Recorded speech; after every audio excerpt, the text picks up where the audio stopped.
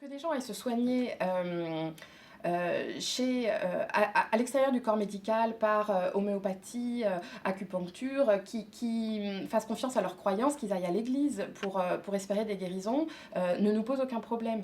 Ce qui est dangereux, c'est d'apporter notre caution médicale, notre caution scientifique à des remèdes illusoires, insuffisamment prouvés.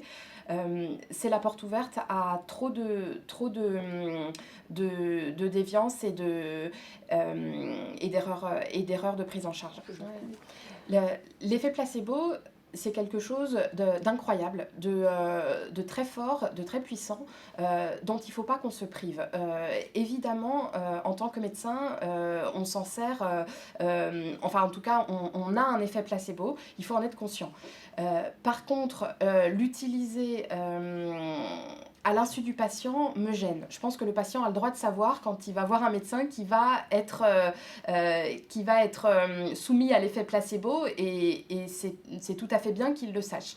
Ce qui me gêne, c'est quand des médecins ne sont pas conscients d'utiliser l'effet placebo et que, alors que c'est l'effet placebo qui marche, pensent que c'est une substance qui marche. Parce que du coup, on attribue à cette substance des effets propres, intrinsèques, qui sont erronés et qui amènent après à, par exemple, des vaccinations homéopathiques, et ce qui est une hérésie.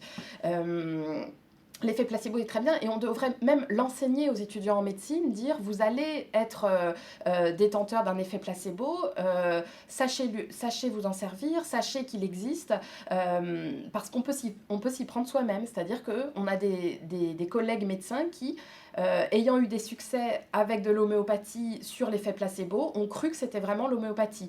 Ils ont eux-mêmes sous-estimé l'importance de l'effet placebo.